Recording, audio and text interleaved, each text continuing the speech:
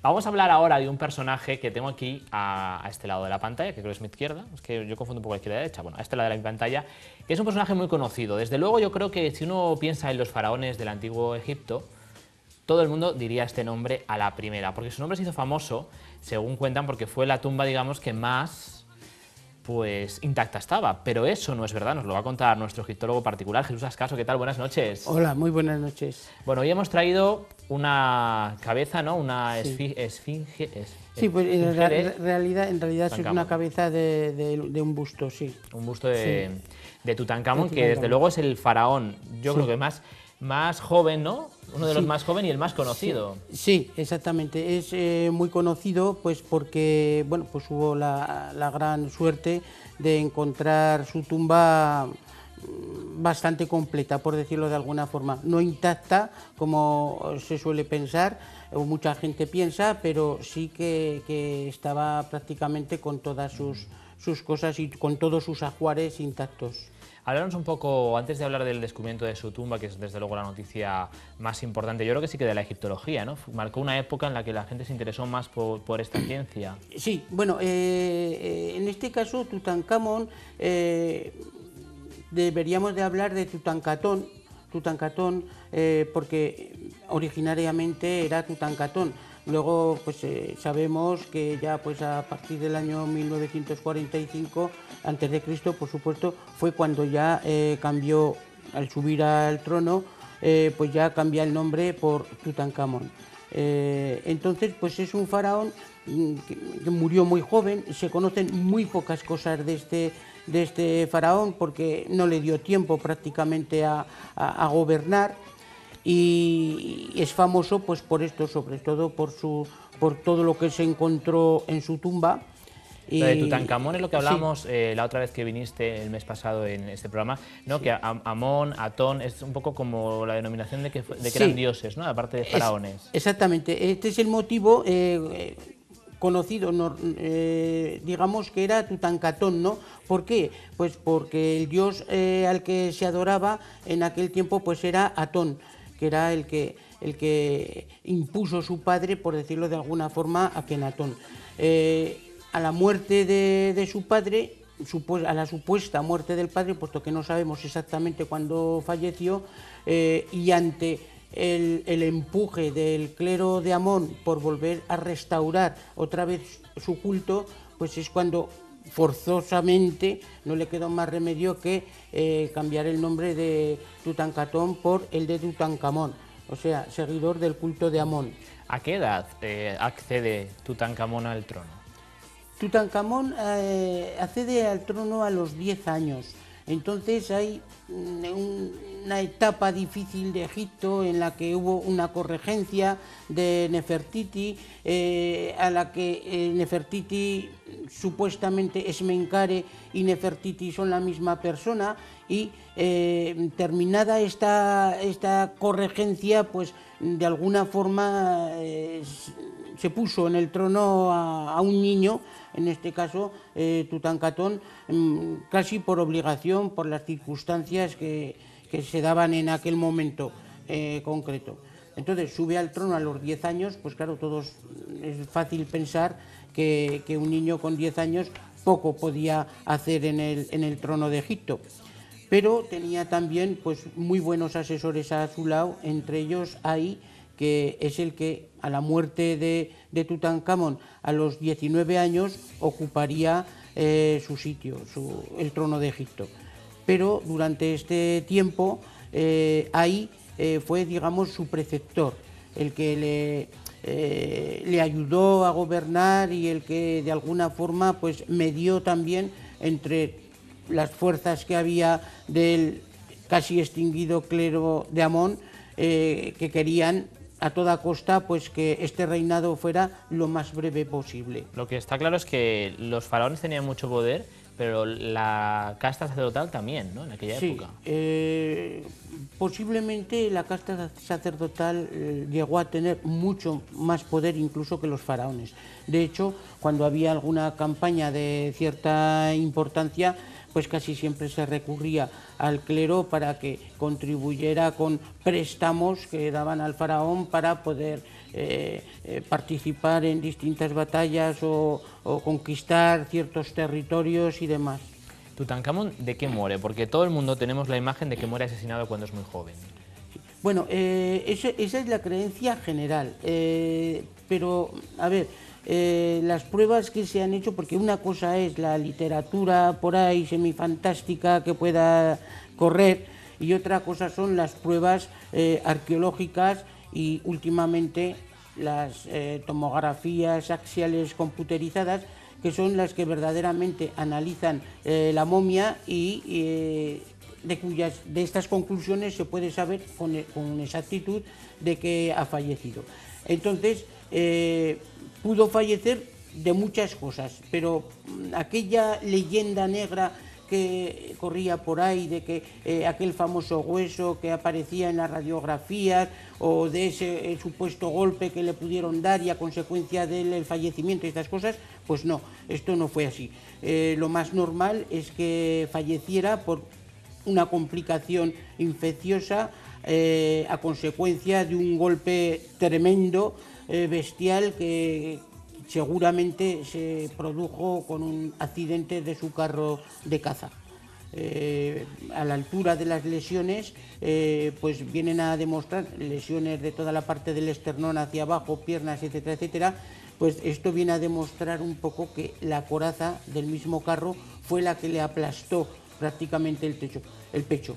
Se recuperó porque no falleció inmediatamente, pero sí que estas lesiones le provocaron una serie de infecciones y esto es lo que realmente pudo ser el motivo real de su muerte. Acaba con la vida de Tutankamón. Sí. Me estabas contando antes, mientras empezábamos el programa, Jesús, un detalle, a ver si nos lo puede coger nuestra cámara, del final de la barba, ¿no? De esta cabeza que nos has traído, justo el final. Tiene una característica que diferencia y podemos saber si la estatua fue construida o esculpida cuando el faraón estaba vivo o cuando el faraón estaba muerto, ¿no? Exactamente. Es un detalle que es muy fácil que se queden todos los espectadores que nos estén viendo, que se quede con él, porque cuando vean una escultura en general, de busto entero, de una triada, en fin, una escultura de cualquier tipo o incluso un relieve en una tumba, pues siempre que esta barba que vemos aquí en la imagen sea completamente recta, querrá decir o significará que estamos hablando siempre de un faraón en vida.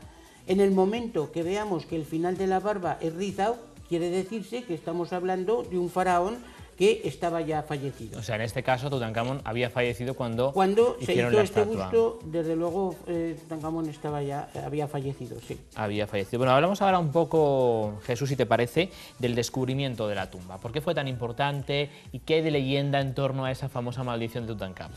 Bueno, fue muy importante porque, pues esto, porque apareció prácticamente intacta. No intacta del todo como se piensa, porque se sabe por los sellos de la tumba que esta tumba fue violada en 3 ocasiones, pero curiosamente no se llevaron prácticamente nada.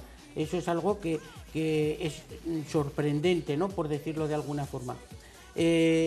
Importancia que tuvo este descubrimiento, pues bueno, pues fue toda debido pues a las grandes riquezas que se encontraron precisamente en la tumba, en la KV62.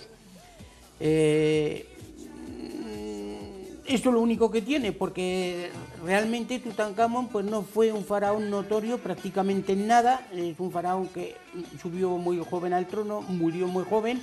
Y lo único... ¿Este es el descubridor de la tumba de Tutankamón? Howard Carter, sí, Howard Carter. Howard Carter es un arqueólogo, se hizo arqueólogo en Egipto y egiptólogo en Egipto. Él no fue a Egipto como egiptólogo, sino como dibujante. Tiene sus detractores, pero en este caso yo soy uno de los grandes admiradores de Howard Carter, porque, bueno, la definición y la descripción de todo lo que encontró en la tumba de Tutankamón, yo creo que para mí es sencillamente impresionante. ¿Y por qué fue tan mediática? Impresionante. El descubrimiento de la tumba de Tutankamón, ¿por qué fue tan mediática y puso tan de moda la egiptología? La egiptología, bueno, fue mediática sobre todo por el gran impacto que hubo, el descubrimiento de estos objetos que aparecieron en su tumba. Luego, pues esa famosa maldición, que quiero que quede muy claro desde aquí, que las maldiciones en las tumbas egipcias no existen. Hay mucha gente que piensa que sí, pero no existen, porque esa famosa maldición que apareció en la tumba de Tutankamón, diciendo aquello del canario amarillo y no sé qué, y de que el que entre en esta tumba pues morirá o padecerá, sabe Dios qué historias. Realmente estos son inscripciones posteriores, porque lo único que realmente hay, no en la tumba de Tutankamón, sino en todas, son pues advertencias, sugerencias, pues por ejemplo, pues tú que pasas por esta tumba, recuerda mi nombre, vierte agua en mi nombre, cosas por el estilo. Pero maldiciones no hay en ninguna, vamos, no se conocen. Sí se conocen ciertas inscripciones que han aparecido en algunos sitios, pero se ha demostrado que son inscripciones posteriores. ¿Pero es verdad o es mentira que luego el equipo fallece repentinamente y por cosas desconocidas? Sí, eso es totalmente cierto. Hay una serie de casualidades o fatalidades o... A ver, yo estoy hablando desde el punto de vista científico. Puede ser que, ¿por qué no? Que a lo mejor verdaderamente... O sea, que el hecho de que por ciertas casualidades, como dices tú, parte del equipo y el egiptólogo fallecen repentinamente poco después de descubrir, es lo que hace que se crea la leyenda, ¿no? Posiblemente esto hace que se cree la leyenda, pero vuelvo a repetir, son muertes que, bueno, que son... Si analizándolas son normales, por decirlo de alguna forma. Es una casualidad que sean muchas personas las que fallecen a consecuencia del descubrimiento de esta tumba, pero son fallecimientos normales. No hay que pensar en cosas extrañas. Esto no quiere decir que no las haya, por supuesto, que puede haberlas. Bueno, dejamos También ahí, hablaremos de eso algún dejamos día. el misterio. Jesús nos deja el misterio ahí, Sí, que a ver las sí. ailas, ¿no? Como las A ver migas, las ailas, a ver las eso es, ailas. eso es, sí. Otra pregunta, has hablado tú ahora mismo del canario. Es verdad que tenemos la imagen de que los que trabajan en las tumbas tenían canarios para detectar si se acababa el oxígeno. Sí, bueno, ya verás, cuando se entra en una tumba sea importante o menos importante, por desgracia, nosotros en las tumbas que entramos, pues son tumbas con agujeros muy pequeños por los que te tienes que introducir y bueno, y llenas de basuras y con muchas historias antes de llegar a lo bonito por decirlo, de la historia. Entonces, pues hay un famoso virus que se produce dentro de las tumbas, que es el famoso virus conocido como el Aspergillus, y entonces este virus es muy infeccioso. El ambiente, la atmósfera, si encuentras un sitio que esté totalmente cerrado, al romperlo y abrir un agujero para poder entrar dentro, pues ese clima viciado que hay dentro puede causar pues daños irreparables incluso. En alguna ocasión se ha recurrido, aunque científicamente esto no hay nada de esto, pero bueno, sí que hay comentarios. Se ha recurrido que se podía meter un canario, un pájaro o cualquier otro animal, y que si este animal salía vivo, pues quería decirse que la temperatura ambiente era perfectamente respirable. Pero bueno, esto es una leyenda, no debemos de quedarnos con estas cosas. ¿Y el virus este por qué se produce en esas tumbas, el Aspergillus? El Aspergillus se produce del guano de los murciélagos.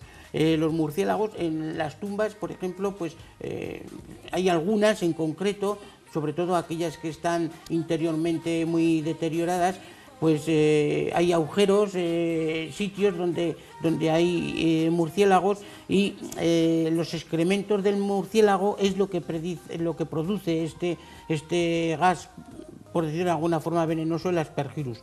Y también no debemos de olvidarnos que antes de sellar la tumba se quemaban ciertas sustancias, ciertos aceites, ciertos óleos en la tumba, que mientras se cerraba continuaban ardiendo, con lo cual al cerrar la tumba por completo, absorbían el oxígeno. Exactamente, el microclima que había dentro se viciaba, y aquello permanecía así hasta que la tumba se abre pues 2000 años o 3000 años después, claro. Pues Jesús Ascaso, muchísimas gracias por habernos citado de nuevo en 45 grados, habernos aclarado y explicado un poco más quién era esta figura tan importante para el Antiguo Egipto que fue Tutankamón. Jesús, nos vemos en la siguiente. Perfecto, muy bien.